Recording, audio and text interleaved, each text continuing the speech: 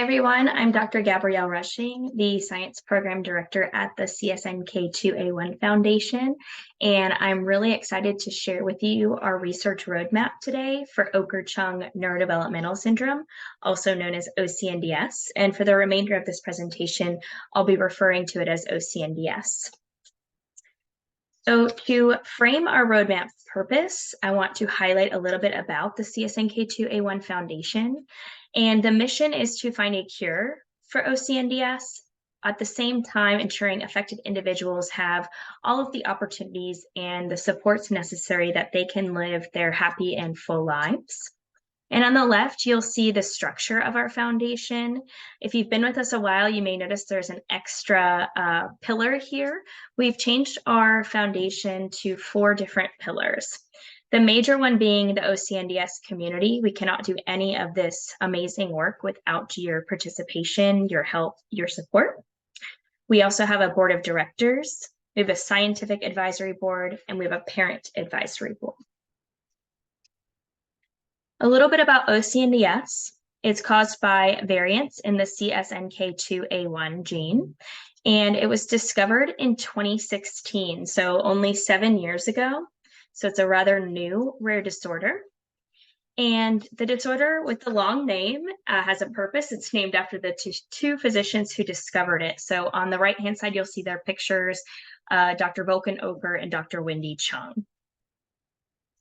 OCNDS is caused by changes in the DNA in the CSNK2A1 gene, and that's located on chromosome 20. So in the bottom right of this picture, you'll see a cartoon version of the chromosome and highlighting where in the chromosome that gene is located. Most mutations are considered what scientists call de novo, which is a fancy term meaning new, meaning it is new in that family and it's not passed down from the parents to the child. However, due to recent work with our collaborators at TGen, there is some evidence of a few cases of familial inheritance. So here's the paper highlight here, inherited CSNK2A1 variants in families with OCNDS. And so because of this work at TGen, we now know that CSNK2A1 variants can be inherited via what's called an autosomal dominant inheritance pattern. And I know that's a large chunk of words, so I'm going to dive into that a little bit to better explain it. Autosomal dominant inheritance is one way that traits or conditions can be passed down from one generation to the next through our genes. And an autosome is a type of chromosome. So you might be familiar with sex chromosomes, which determine whether someone is born as male or female. The autosomes are chromosomes that actually contribute to the inheritance of various traits that make each one of us unique. If a trait or condition follows an autosomal dominant pattern, this means that only one copy of the gene, which can be inherited from either the mother or the father, is enough to show that trait or have that condition. In other terms, if a parent does have the trait or if a parent does have OCNDS themselves, there is a 50% chance that they can pass it on to their child.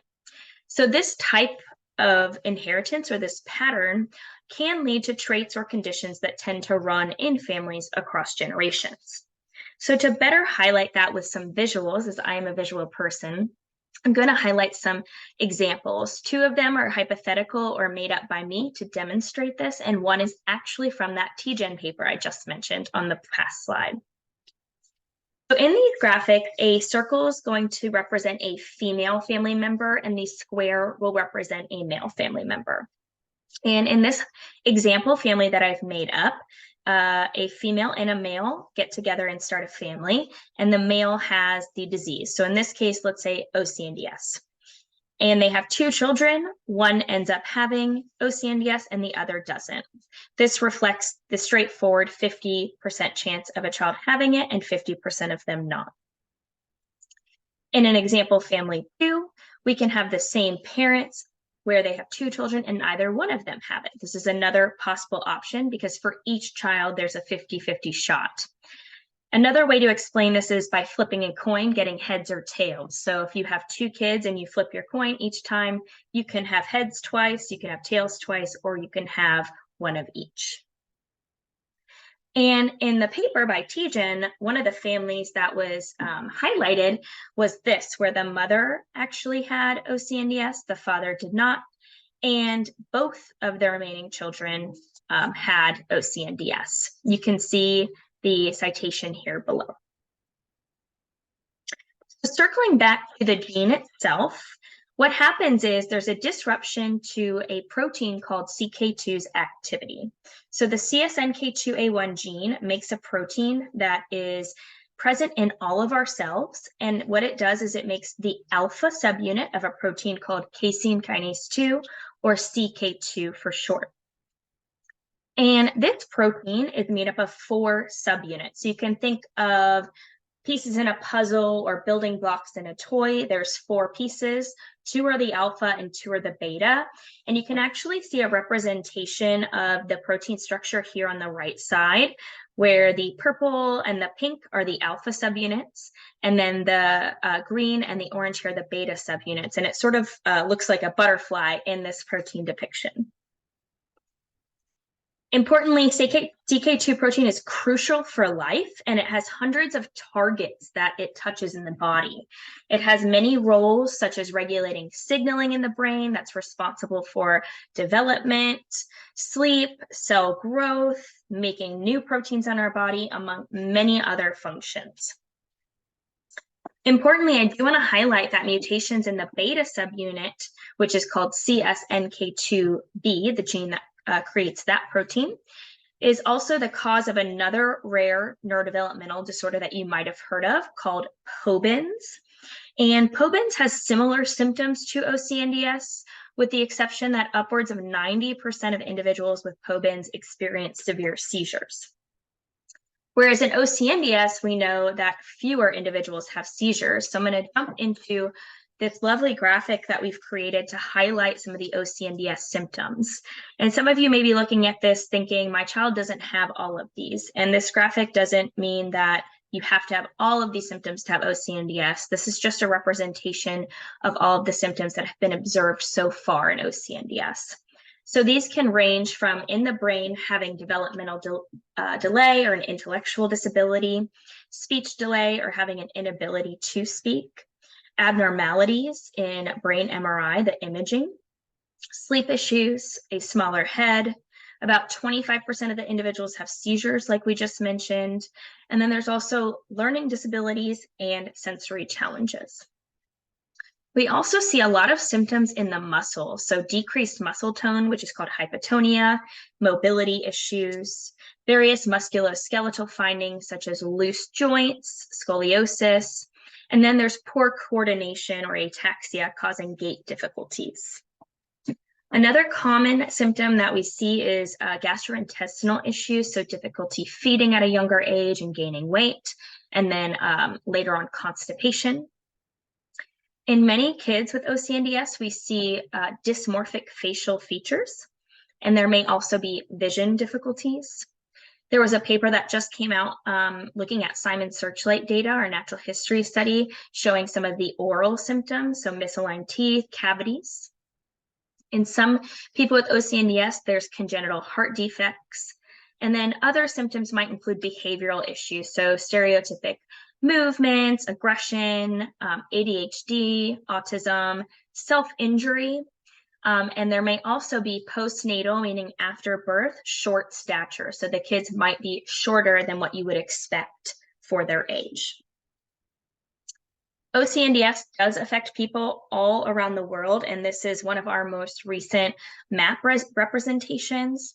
To date, the foundation has over 200 families with OCNDS registered across 32 different countries, speaking 19 languages. And this is really remarkable to have tracked down this many families globally and making sure that they have access to the resources that we do via the foundation website.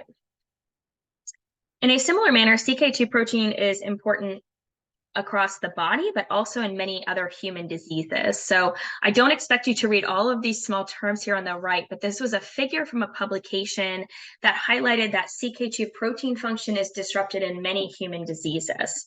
I do want to highlight that that does not mean CSNK2A1 is mutated in those. CSNK2A1 mutations are only causative right now for OCNDS, but CK2 function might be altered in other diseases. So for example, I have here in green, CK2 activity has been found to be increased or overactive in many cancers.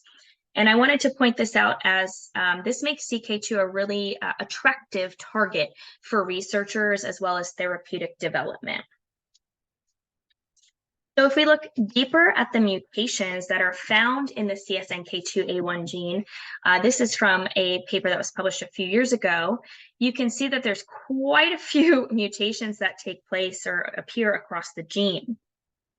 We don't yet know if the location of the mutation, so for example, if it's over in this section here versus the middle versus the end, if that actually affects the type of symptoms that appear or maybe the severity of the symptoms. But this is also highlighting why it's really important for you and for your researchers and clinicians to know which mutation you or your child has, as this helps us better understand what's happening at the cellular level and will help us in the future to better develop therapeutic options. Importantly, the publications that are related to OCNDS have been increasing over the years. So back in 2016, you'll see this number 1. We only had 1 publication that year, and that was the pioneer publication that identified OCNDS as a neurodevelopmental disorder. And then we've gradually increased up through this year to date. We have 27 papers that mention OCNDS. And this is really exciting as it means we're learning more about OCNDS, more people are becoming aware of OCNDS, and more research is happening. And I also do want to highlight that 3 of these publications came directly from foundation-funded work, and another one is currently under review. So we expect this number to keep rising. And this is cumulative, meaning that this is the total number of publications that have happened over the years. And so to continue our quest for more information about OCNDS, we do need participation in our natural history study, which I'll talk a little bit more about in the later slides. But I do want to highlight that our enrollment numbers, meaning the number of people that have chosen to sign up, has been increasing since we started this journey. So back in 2016, there were 3 people enrolled. And to date, the last report I got last week, we have 113 people registered, which is super exciting. And we have 71 of these individuals that have fully completed all of the medical intake forms, all of the surveys, etc. So if you're registered for Simon Searchlight, do me a favor, please go log in and make sure that all of your forms are completed. And if you need help, please feel free to email us at the foundation and we will make sure that you get the help that you need. So all of this is really great, but the foundation does need external advisors to make sure that we are pursuing the right research efforts. So I want to introduce our scientific advisory board to you all. And you might recognize the first 2 people on here are Dr. Chung and Dr. Oker, and these are the 2 clinicians that discovered OCNDS. Kyle is really, his specialty is in genomic analysis. He works at Geisinger. Dr. Benavice has a lot of research experience studying CK2, the protein, in other disease states. And then this year, we've added 2 amazing members to our SAB. And we chose these 2 individuals for their unique expertise that could really fill some of the gaps in knowledge that we were needing. So Dr. Rachel Bailey is a researcher at UT Southwestern in Dallas, Texas, and her specialty is in preclinical gene therapy. So this will be really key in helping us figure out what experiments we need to do to see if gene editing and gene therapy techniques could be a viable or feasible option in treating OCNDS in the future. And then Dr. Kim Goodspeed is also at UT Southwestern, but she is a pediatric neurologist, and she has a specialty in genetic neurodevelopmental disorders and is heavily involved in research. We are so grateful to have these 2 amazing people agree to be on our scientific advisory board this year. So now that we've had a broad foundation overview to date, let's dive in a little bit more to where we started back in research. So where we started in research was back in 2016 when the first paper about OCNDS came out. And that's this paper highlighted here in Human Genetics, where it talked about the first 5 people, first 5 females that were discovered to have OCNDS. So really, we're starting with one paper that describes mutations in CSNK2A1 are associated with these specific neurodevelopmental changes that are called Oker-Chung neurodevelopmental syndrome. Since then, the foundation was founded in 2018, and we have been working really hard to build our research toolbox. So here on this slide, I'm highlighting all the different model systems that we've developed. So since we cannot and do not want to invasively study humans that have OCNDS, we use model organisms to study how OCNDS affects the body. So we have developed 9 induced pluripotent stem cell lines, 3 mouse models, very recently a fly model, 5 different zebrafish models, and 4 fibroblast models. And you may be thinking, Gabrielle, what are these models? Why do we need them? And don't worry, on these next slides, I'm going to dive a little bit deeper into each of these models so you can understand how they might be utilized to further OCNDS research. So to start with mice, which might be one that you've maybe read about most in research or heard about, why do we need OCNDS mouse models? So mice are really helpful in research because they have conserved neurodevelopmental processes, meaning they undergo similar development to humans. For example, formation of synapses, which are the tiny gaps in our brain where information jumps between the neurons, so the nerve cells, and that's helping them communicate in the brain and through our nervous system so that we can do what we do. Mice are also useful for behavioral studies. We can actually use them to study social interactions, learning and memory, and repetitive behaviors. So you can imagine this might be useful for studying autistic-like behaviors and neurodevelopmental behaviors. Mice are really accessible for experimental manipulation. So we can readily delete or insert genes to model different disease states. And genetic similarity. So actually 85% of mouse genes have a human counterpart, which is pretty wild to think about, but it makes them a really unique model system for us to use. And lastly, drug studies can be done in mice in a very much controlled experimental system. You might think in humans, right, we have all these different genetic backgrounds, we've all taken different supplements throughout life, or we might have other disorders that are not rare that contribute to the variability when we do studies. But in mice, it's very much well controlled, same genetic background, same day, same dose of drug, and so forth. So it really allows us to look at the effect of a therapeutic in a controlled system. And so to highlight our current 3 mouse models, one of them has the variant K198R, and you might have heard this before because it's the most frequently observed mutation that we see in CSNK2A1. Most of the work done has been by Dr. Heike Rebholz in France, and she does have a publication that has been submitted and is under review. We hope to share that with you early next year in 2024. And what I can say so far is that there have been some behavioral phenotypes observed. So hopefully this will be a useful model for us moving forward. Our second mouse is the R312W mouse, and the characterization of this has recently started in the Rebholz lab.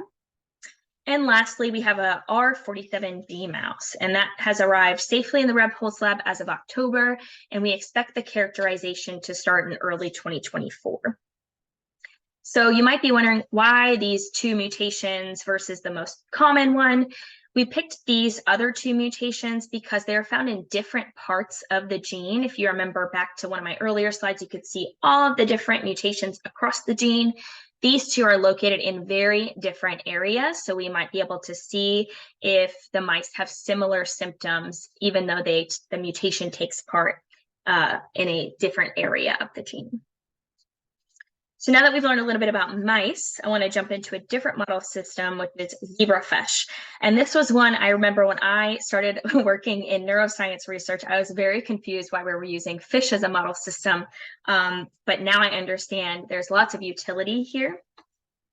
The first is the genetic similarity, although not as high of a percentage as with mice. About 70% of zebrafish genes have a human counterpart, making it useful. Another unique feature of zebrafish is that they have transparent embryos, meaning you can see through them and you can observe neurodevelopmental processes in real time. They reproduce very rapidly, so produce a large number of embryos, and this allows very high throughput, quick studies versus some other model systems. And then you can do behavioral and drug assays with the zebrafish as well. So some complex behaviors can be measured, such as their locomotion and their response to stimuli through their swimming patterns. And you can observe the effects of drugs in a much shorter time frame than in a mouse model. Another one of our models that we've developed in our research toolbox are induced pluripotent stem cells. And I'll go over what these are, but for the remainder of the talk, I'm going to call them iPSCs for short. And on the left of this slide, you can see a list of the 9 OCNDS iPSC lines. You'll see that some of the variants or mutations have 2 different lines that have them. And these were really generated by the first 9 people who donated blood to Simon's Searchlight. And if you're interested in donating a biosample or having an iPSC line created to represent your mutation, also please reach out to me so I can get you connected to the appropriate people. So to dive into why iPSCs are a useful tool or model system, the first being these are patient-specific cells. So they're derived from a patient sample. In the Simon's Searchlight example, blood can also be derived from a piece of skin, and they're specific to that individual's genetic background. So this allows researchers to study the impact of that specific mutation on cellular function, and this really provides a more accurate representation of the disease than traditional cell lines do. Furthermore, we can model developmental processes using iPSCs because we can differentiate them or turn them into different neuronal subtypes. So neurons, glial cells that support the brain, and we can mirror the developmental processes that occur in a human brain, but in a dish, which really helps researchers study how in neurodevelopmental disorders, these processes might be affected at the different stages of development. Third is personalized medicine. So we have the potential for personalized medicine by allowing researchers to test how drugs work on cells with a patient-specific genetic background, which is really exciting. And using such a personalized approach can help us aid the development of targeted therapies to individual patients. And these cells can furthermore be used for high-throughput drug screening. Lastly, functional changes. So iPSCs can be used to investigate at a really detailed level or molecular level changes that are associated with OCNDS. And this helps understand better underlying developmental alterations that might take place. It allows us to go for a detailed examination of the pathways and the processes that might be altered. So to give you a better idea of how an experiment might work with iPSCs, I generated this next slide to walk you through. So how are they used? First, we actually have to make the iPSCs and the neurons. So how this works is a patient will donate their blood or a skin cells, and then scientists in the lab can add factors to those cells to make a patient-derived induced pluripotent stem cell. Once we have these stem cells, they can add different factors to differentiate them into neurons that then carry or have that same mutation as the patient. Now, we can't just look at the OCNDS cells. We need to look at control cells. And what I mean by that is researchers will find somebody who is around the same age and has the same biological sex, so male or female, and match that as close as possible. But individuals who do not have OCNDS and are otherwise considered a healthy donor, they will do the same process. They'll make a iPSC, we'll call these control-derived iPSC, and they'll make healthy control neurons. So these are really useful controls, but a lot of researchers tend to make an even better control called an isogenic control. And how they do that is they take the OCNDS patient-derived iPSCs and they use this technique called CRISPR to correct the mutation. So instead of it being the wrong letter, like we see in OCNDS, they will fix it to make it the right letter. And then it's called a genetically corrected iPSC. And then they can make neurons the same way, corrected neurons, to serve as our isogenic control. And why these are really useful is what I've sort of indicated earlier in this talk, is that these genetically corrected iPSCs, the only difference from the patient iPSCs is the change in the CSNK2A1 gene. So the rest of that genetic background is completely the same. Whereas if we have an age and sex matched non-OCNDS donor control, they may have different genetics changes in their DNA that could contribute to variability in our experiments. So many times researchers will use all three of these cells for experiments, then characterize a disease phenotype. So if we want to characterize our phenotype, we will then compare the OCNDS neurons to the two different types of controls. And we can do various measures. One of those is to measure electrical activity. And this is a measure of how well the neurons are signaling to each other, how well they're functioning. We can measure levels of CK2 targets using microscopy, so we can see whether a target is present or absent, or how much of a target is being hit by CK2. And then we can measure many other features. So are the cells as healthy? Are they living? Are they as big? Are they small? And so forth, so that we can try to assess what differences might be observed. And then once we do have a difference or differences identified between our OCNDS cells and our non-OCNDS cells, we can then try to rescue that phenotype or rescue that symptom. And there are a few ways that this might be done in the cells, just like you would imagine it might be done in an individual who has the disorder. One of those is drug screening or drug repurposing, and that just means using drugs that you would find on your pharmacy shelf. So they already exist and they're being used for something else, but they could be useful to help OCNDS. Novel drug discovery or new drug discovery means finding compounds that are not already on the pharmacy shelf that could be helpful.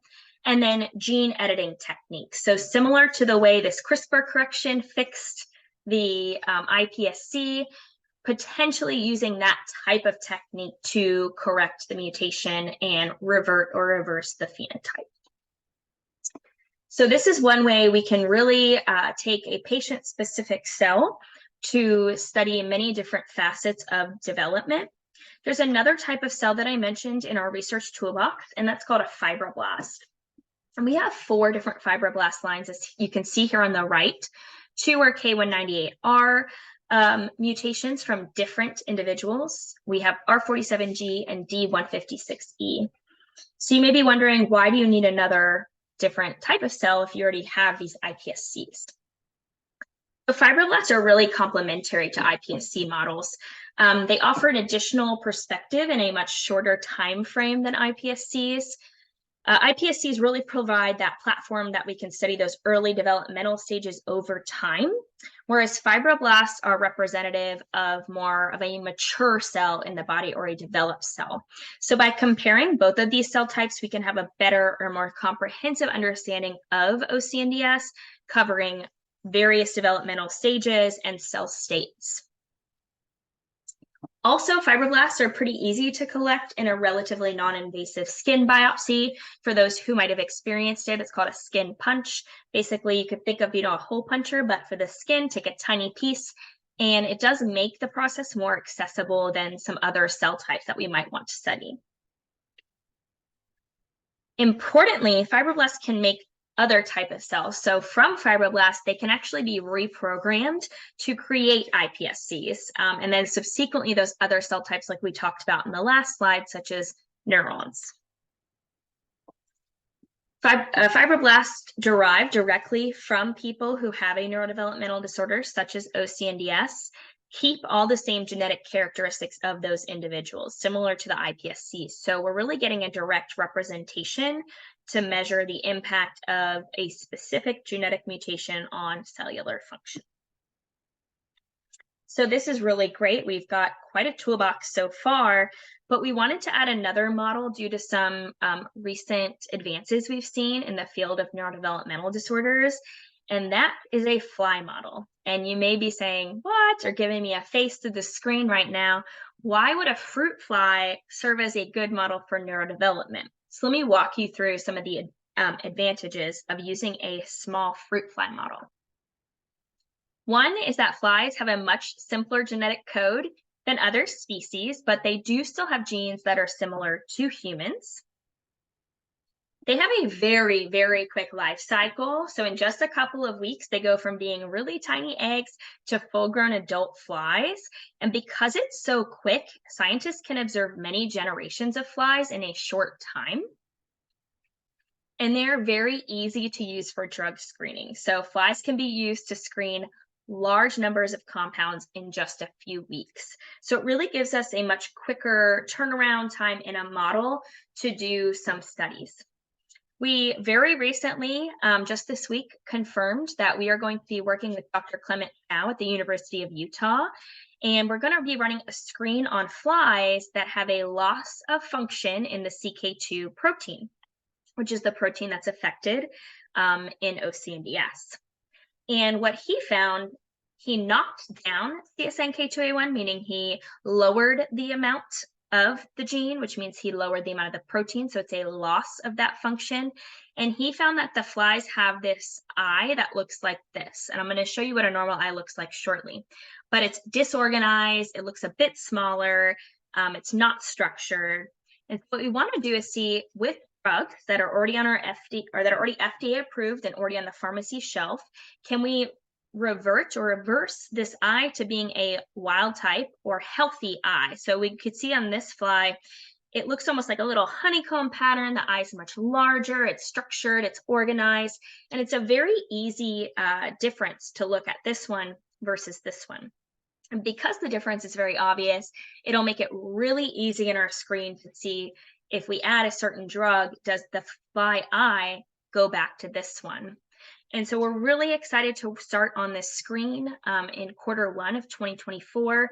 And the screen will be looking at over 1,000 different FDA approved drugs. And so we're hoping to get some hits that fix the phenotype that we can then move and advance further into other models to see if they might be useful to treat OCNDS.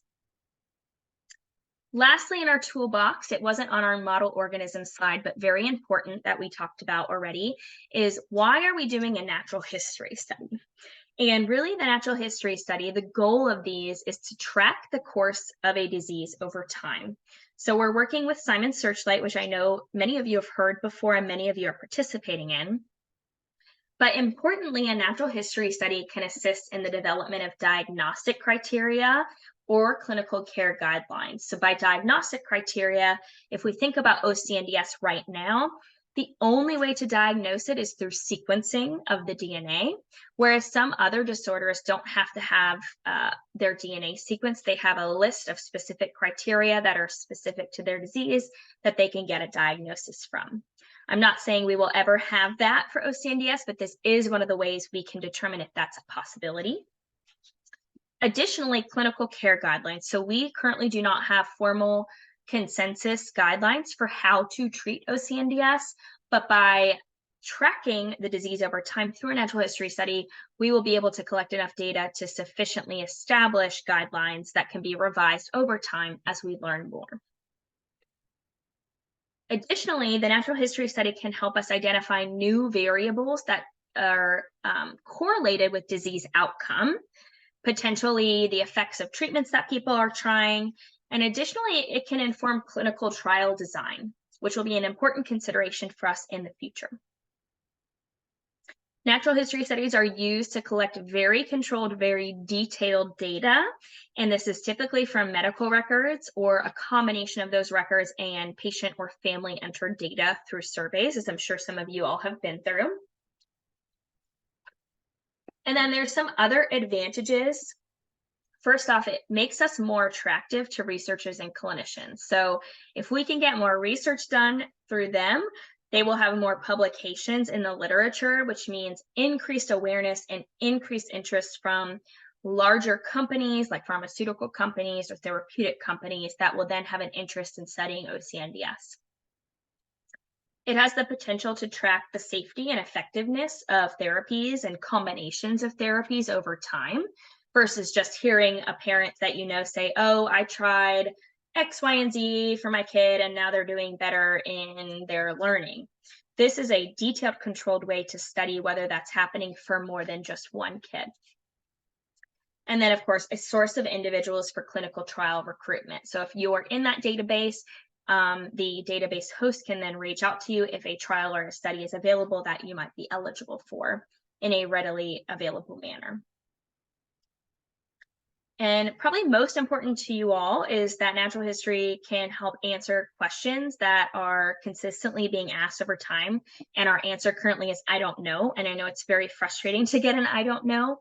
So by participating in a natural history study, we can start to answer questions like, what is the life expectancy of someone who has OCNDS? How many adults with OCNDS are holding independent jobs? Or does puberty correlate with new or worsened symptoms? So these are things we can start to try to answer. Now, we've delved deeply into a lot of what we've established so far as our research toolbox. So I do want to highlight some of the foundation-funded research that is currently underway or is coming soon. So one is what I mentioned earlier when we were talking about the mouse models. Dr. Rebholz's paper about the K198R mouse is under review, so hopefully it will come out early next year. Dr. Rangasami's paper about zebrafish models with OCNDS is expected to come out at the end of this year or early 2024. Also at Egan, Dr. Rangasami's paper studying OCNDS fibroblasts is expected early next year. And very exciting, we have committed funding to Dr. Quintelman at TGen, and he is going to be characterizing 4 of our iPSC lines and making neurons from them starting in April 2024. And this is a really exciting initiative, and we're excited to have him on board. And then, as we just mentioned with the FLY model, we have committed funding to Dr. Chow at the University of Utah to run a drug repurposing screen in the OCNDS FLY model, starting as well in early 2024. So now that we've reviewed all this, we have a grasp of the utility of various model symptoms and tools in our toolbox, and we're really pursuing many things in parallel. So I just wanted to dive into a sort of a snapshot of where we actually are now in research in 2023. So one is that the foundation hired a full-time science program director, which is me. This is a huge, huge deal for a rare disease foundation to have someone dedicated to helping move research progress along. So big congrats to Jennifer on reaching this milestone for the foundation. We have a National Organization of Rare Disease report on OCNDS that's published. So Dr. Wendy Chung helped me review what I wrote, and it's now published on the NORD website. And this may seem like a really small accomplishment, but it's very important as many people go to NORD and their website over other websites to first get their information about the disorder that they were just diagnosed with or may have. So it's really important now that we are on this website and bring awareness to the foundation's existence. We have our first partnership established with a biotech or pharma group, which is Unravel Biosciences. We have a quarterly scientific roundtable that is ongoing that consistently has had over 25 attendees at each of them. And to date, we've had 10 roundtables with researchers. 71 individuals in our natural history study have completed the entire medical intake, meaning we have all of their data ready to go. And really exciting is earlier this year, I was able to get access to that data, and I'm hoping to dive in a little bit deeper early in 2024 to see what data is there and what we might be able to use it for. We are partnering with a company called Trend, which many of you might have already noticed in our Facebook group, and we're looking to identify novel insights about OCNDS symptoms and treatments by anonymously aggregating all of the information from our private Facebook group for caregivers and seeing over time what might be common among our families, how people feel about certain medications, and so forth. So we look forward to seeing what this partnership yields. As I mentioned earlier, we've added Dr. Rachel Bailey and Dr. Kim Goodspeed to our scientific advisory board. We have either distributed already, or we are going to be dispersing over $850,000 in research grants, which is just amazing. And that's to 8 different researchers for 12 distinct projects. That's huge for a foundation that is only 5 years old. And we hope to continue this momentum and raise more money so we can fund more research to accelerate therapeutic options for everyone. We have 10 different labs working on OCNDS, or CK2 protein relevant projects, which is really exciting to see this growth.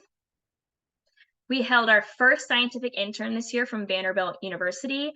Brad, he helped write a research explained for 18 publications that will be launched with our updated website, hopefully by the end of this year. So something to look forward to reading. Thank you so much, Brad. We had 4 joint grants submitted by the foundation. So I helped some of our researchers submit some grants ranging from about $200,000 to $1.5 million for OCNDS research. So fingers crossed that we are successful in obtaining some of those funds. And then I personally attended 9 different conferences this year to network with scientific professionals, different advocacy leaders, including some industry representatives. And we're hoping that this leads to more opportunities for us and the OCNDS community to participate in larger studies moving forward. So as we move forward, we want to recognize that the community and your voice is really important. So back last year in 2022, Simon Searchlight delivered a survey out to the community, and 3 common challenges really stood out as the top 3 issues.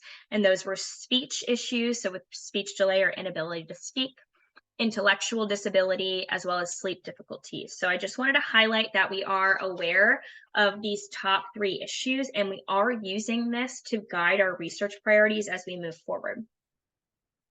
And so for the past 8 months or so since I started with the foundation, I've been doing what's called a landscape analysis, where I review everything OCNDS, who's studying it, what the current models are, what our options are for moving forward.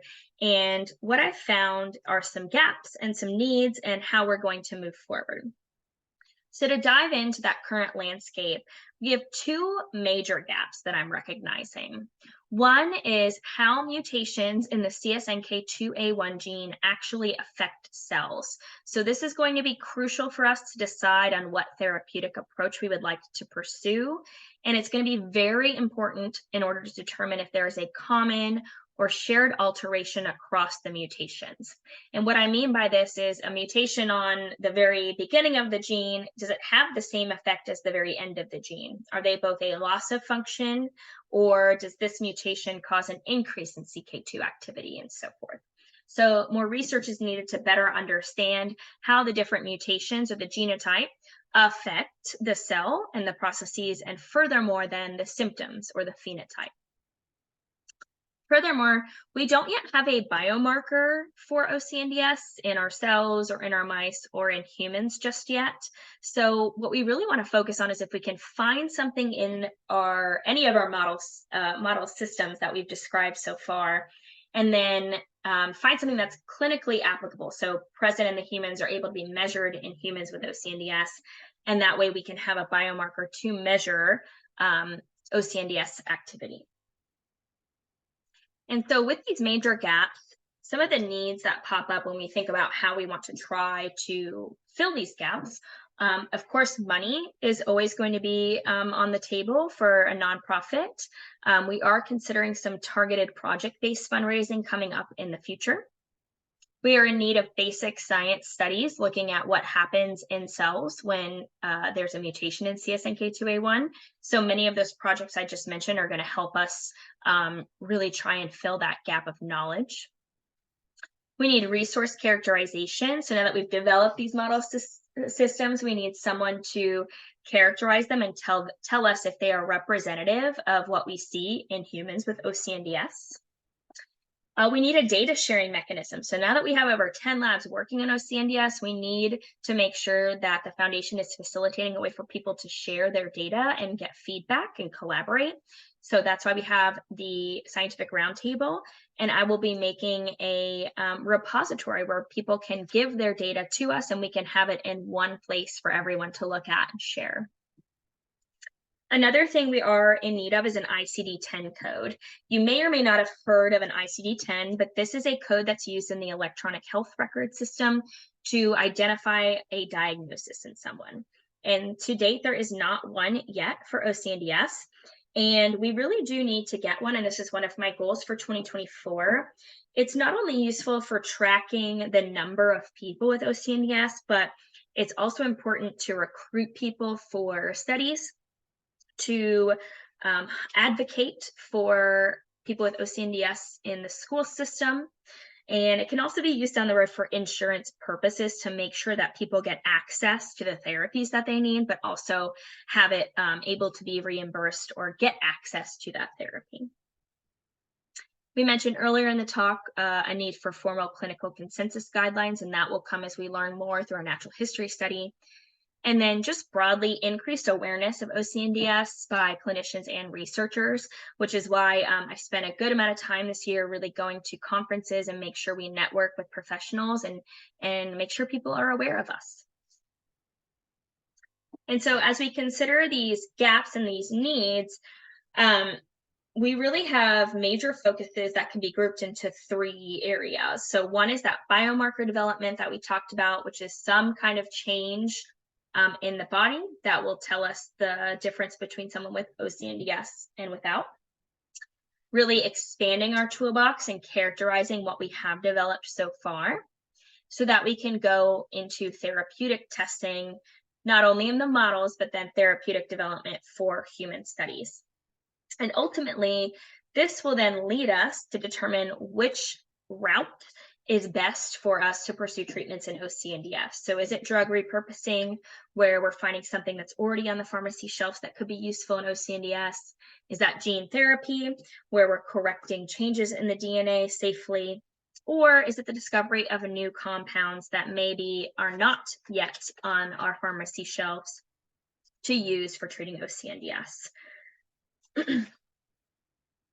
So with that, I want to jump into where we are heading in research, and I've highlighted it over the next 4 years. And just importantly, throughout this, keep in mind our roadmap can change as we learn more about OCNDS through our research studies.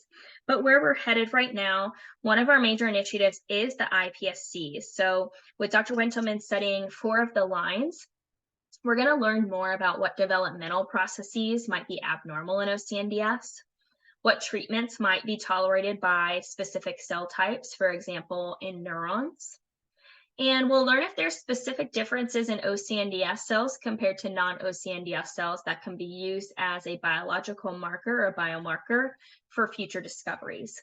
And I'm going to highlight here on these initiatives really the minimum cost. It can always cost more, but just really the minimum cost for us to get started with some of these studies. And I do just want to thank everyone that has donated to the foundation or has helped us to raise funds, because this is why we can facilitate these innovative research projects as we go forward. So the minimum cost for the iPSC characterization for 4 of our lines, so not even all 9, is $200,000 to $300,000.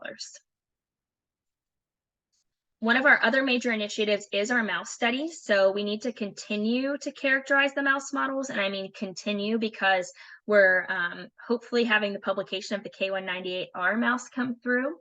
And we want to make sure that the models we use specifically with the mice, if they mimic the human experience. So are we seeing any behavioral patterns or cellular changes that are also present in people who have it?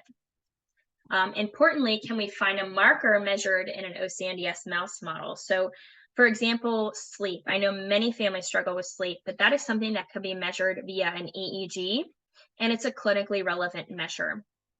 So one of the future directions I'll be talking about in a few slides is potentially looking at patient EEG reports to see if there's a signature or common thing that appears across OCNDS patients. And if we have an inkling or an idea of a common symptom or a common marker in the EEG in patients, we can then go look in our mouse models to see if it's also present there, and then use that to go test therapies to see if we can revert that.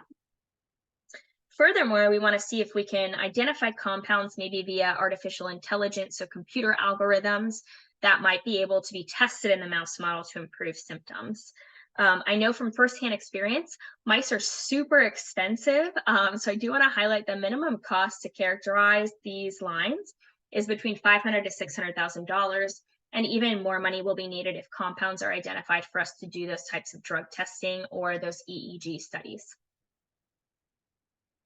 The third route we are going is human studies, and I don't mean a clinical trial where we're testing a drug, although that is, where we would like to be.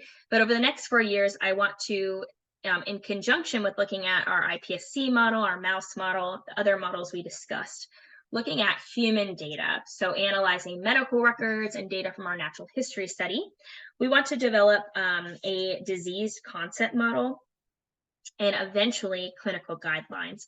And a disease concept model is really highlighting the human experience or the lived experience of people who have OCNDS and their families. So symptoms, how they're being treated, where they would like to be, and so forth. Furthermore, if we can analyze EEG reports and videos to assess any seizure activity or changes in neurological function, and see if there's any differences, not only between people who have OCNDS and people who don't, but across the variants of the mutations in OCNDS to see if there might be a difference between people with different mutations. The minimum cost here, just to get started with a small pilot study, is about $30,000.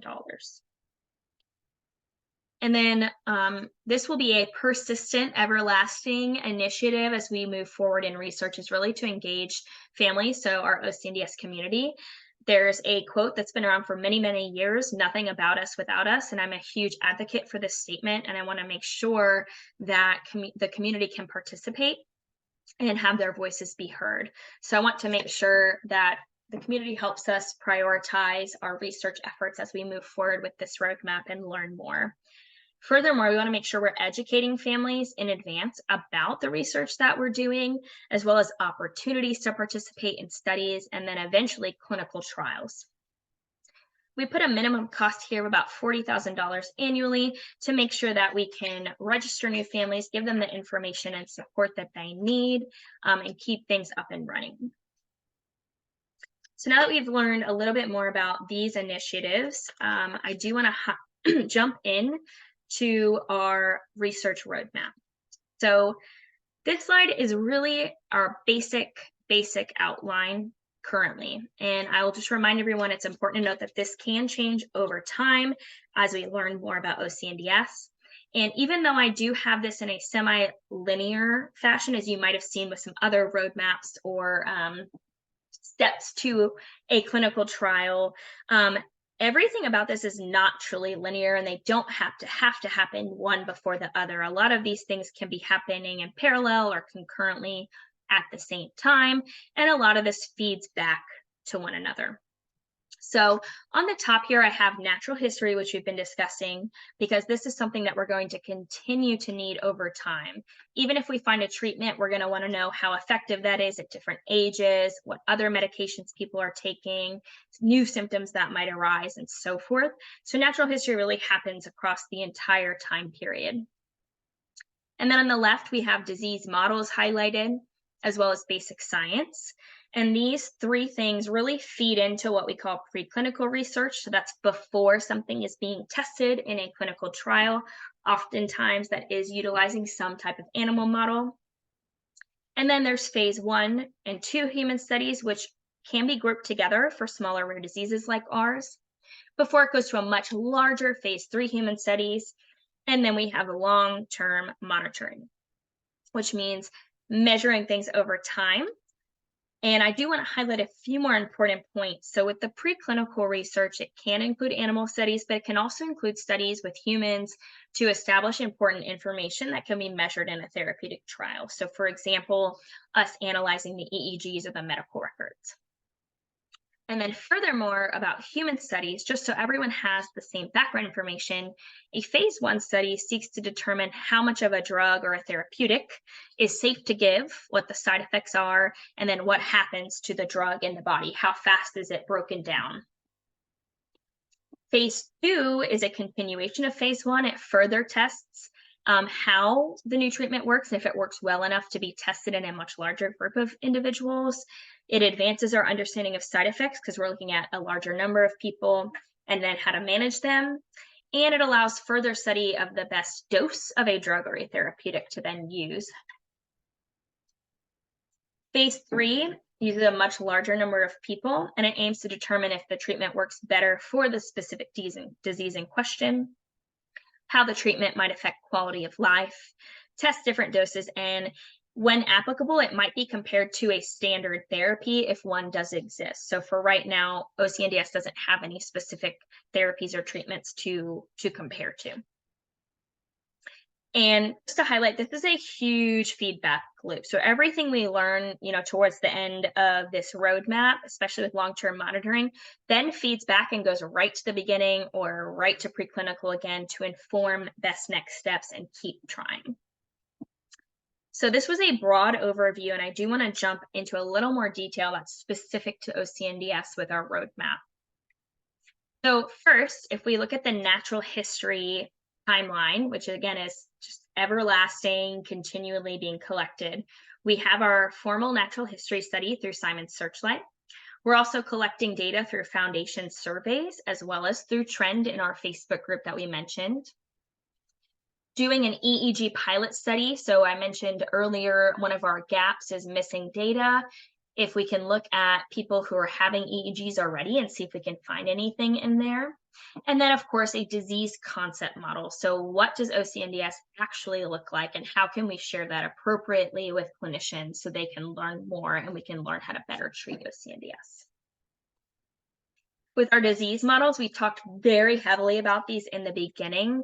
Our mouse models, iPSC lines, our fibroblast lines. We have plasmids that can be ejected to make 5 different mutations in the zebrafish. And we also have plasmids for Xenopus model, which is a frog model. And then our fly model that we just started this week, which is why it says to be determined.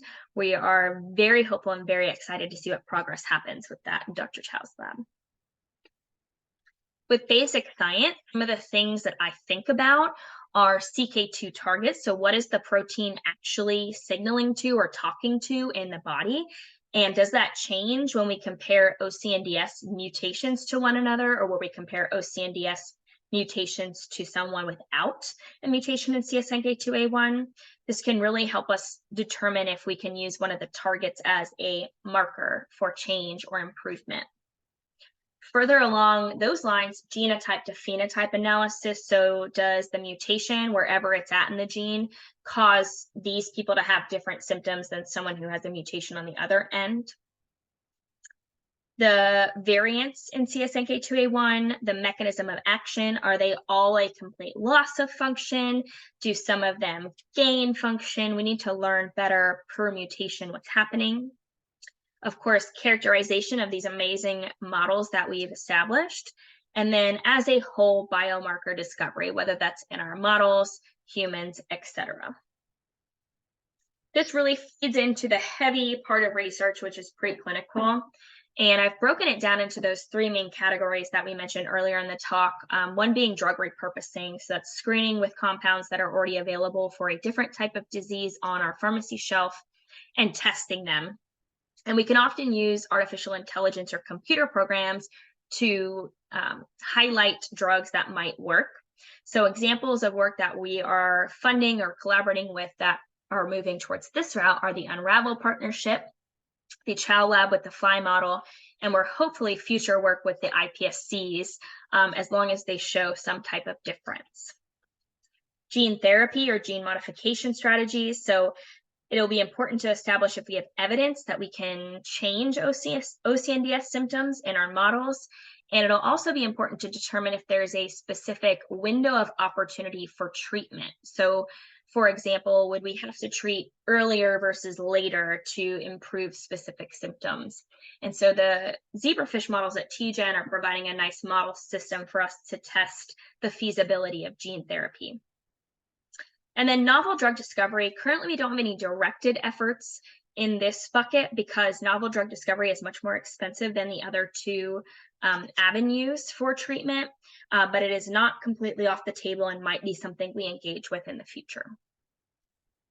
So for preclinical research going into human studies or clinical trials, currently we do not have any trials ongoing. I do want to highlight, I know we talked about the different phases on the last slide, but the duration of phase 1 and 2 are 1 to 2 each, whereas phase 3 can take a little bit longer, closer to the 3-year mark. But if we are doing drug repurposing versus novel drug discovery, drug repurposing has a much shortened timeline and a reduced cost because it's already been approved for a different disorder. So a lot of the safety measures that have to be done have already been accomplished through another route. And then for long-term monitoring, it kind of goes in the gist of the natural history study. It's always going on and will always feed us new information to bring back to any of these other key points in our roadmap. So one is trend, like we've mentioned a few times, tracking the insights through the private Facebook group. The next one is a medical record collection so that we can extract longitudinal data directly from the medical records. And an example of that is Citizen, which is a new partnership that I'm going to highlight here in a few slides. We're really excited to provide you all with some information about this very soon so that we can all get started and participate. Obtaining that ICD-10 code will be huge for us to start tracking more people. And then, of course, clinical consensus guidelines. Importantly, once we have those, that does not mean they are the end-all be-all. It just means that for right now, this is the best way to treat OCNDS, and they can be changed in the future. And you'll see that with other rare diseases that have been around for quite a few years. They actually update the guidelines every few years to make sure it's relevant, keeping up with the research and new knowledge. So I know this is a lot of information. I do just want to highlight with the drug repurposing a brief overview of clinical trial phases to put some things into perspective. So I got this nice graphic actually from LabCorp website and wanted to highlight here on the left, drug discovery in general can take between 3 and 6 years. Preclinical testing, which was also on our last slide, about 3 years. Phase 1 and phase 2, 3 years, phase 3 for 2 years. And even if that is positive and successful, it can take 1 to 2 years to get approval from the FDA to use that drug for someone's specific disease. So all in all, this can take between 12 and 16 years and between $1 and $2 billion. Very, very expensive. However, with drug repurposing or repositioning, the timelines cut half to more than half, so roughly 6 years, and the price drops to about $300 million. So while it's still a large cost, it is much cheaper than the $1 to $2 billion. So this is why we're really focusing on drug repurposing versus novel drug discovery, as the timeline and cost are further reduced. And then a little bit more data regarding long-term monitoring and the Citizen partnership. This is a program through Invitae and the Rare Patient Network. And what it is it's a secure digital platform where you can store all of your existing medical records in one place. It's completely free to you and it's controlled by you. So you sign up, Citizen will help gather all of your existing records and you'll help over time to ensure that new records are being put in. And then you can share those with whoever you want, your other doctors, your family, whoever, which makes it really nice to have everything all in one place. And you can choose to retain full control and access. So we're really excited about this partnership, and please stay tuned for more announcements about this and how to get involved and how people are using this for research already in other rare diseases. And then just to highlight some of the ways, specifically for 2024, that the foundation is engaging with our different stakeholders. So one is with our scientific community. Next fall in September, there is a CK2 scientific conference, so specifically on the protein that's affected in OCNDS. This protein has actually been studied for over 70 years, but not in the context of OCNDS since it wasn't discovered until 2016. So there's experts in all sorts of biology related to CK2 coming to this conference, and we are planning to have either a half or a full day dedicated to looking at neurodevelopmental disorders, specifically OCNDS. And so Jennifer and I will be attending and be able to provide an update on research at that time. We will have 4 different roundtables in 2024. As I mentioned, we have over 25 attendees and very active discussions there. This is a really collaborative group, which is great. People are sharing reagents and models with each other and data and helping each other get publications out. Our speakers are mostly to be announced, but in February, Dr. Rangasamy from TGen will be our presenter. Of course, we want to engage the community. So we are having a virtual symposium on April 6th. We'll have quite a range of speakers coming, and it'll be recorded with a follow-up question and answer session available. So we're really excited for that. I will also be applying for a 2024 FDA listening session. And what this is we get a small number of caregivers to come on a meeting, whether that be in person, in DC, or virtually, and you tell your story. How you live with OCNDS, how it affects you, what would good look like in an OCNDS treatment. And this really gets us on the FDA's radar. It's an awareness purpose. We can summarize people's sentiments about OCNDS, and this will be important as we consider looking forward to a patient-focused drug development in the coming years as we learn more through our natural history study. We will still have family Zoom calls every other month for that peer-to-peer support, and then we'll have parent advisory board calls every other month. So that is not only support, but we're giving them important foundation updates to get feedback on initiatives to make sure we are meeting the needs of the community before we broadly release. And then, of course, we want to engage our other collaborators in biotech, industry, academia. So we are considering a few conferences to go to continue that relationship. Some of them that I went to last year that I found very useful was the National Organization for Rare Disorders Summit, Global Genes, Combined Brain, and then the most recent American Epilepsy Society. And so we will continue our engagement with existing collaborators, but we also want to be introduced to some of these larger organizations and make new connections at events to make sure people are aware of OCNDS and the foundation and the resources that we provide. And then looking out to 2025, I would love everyone to save the date. We have finalized our 2025 OCNDS Scientific and Family Conference dates, which will be July 17th through 20th, located in Denver, Colorado. It should be really nice, and it'll be great to meet many of you in person. So lastly, I want to leave the message for everyone to be represented in research. So there's a lot of exciting things we just talked about and a lot of exciting things to look forward to, but there's still a long journey ahead to better understand how OCNDS affects individuals over the lifetime and what treatments might be beneficial. For example, some of those questions we mentioned when we talked about the natural history study, you may still be wondering, will your child speak? What's the best intervention to help my child sleep better? Will my child be independent in the future? And these are all of the examples of questions that you can help us answer by participating in these research initiatives. And really, I want you to understand that even if you have the same mutation as, 10 other people already in the natural history study, your unique experience could still provide meaningful information for scientists and clinicians to start answering these questions about OCNDS. Different genetic variants, different symptom presentation. The more data we have, the more we can learn. So please be represented in research. And if you have any questions or concerns about that, please reach out to me and I'm happy to chat with you. So at this point, I will open the floor for questions. I welcome your questions, your feedback, things you might want to learn more about in the future, and even how you want to hear about science over the next year, what works best for you. And I'm very, very excited to be a part of the CSNK2A1 Foundation team. Thank you for taking the time to listen, and I hope you learned something new today.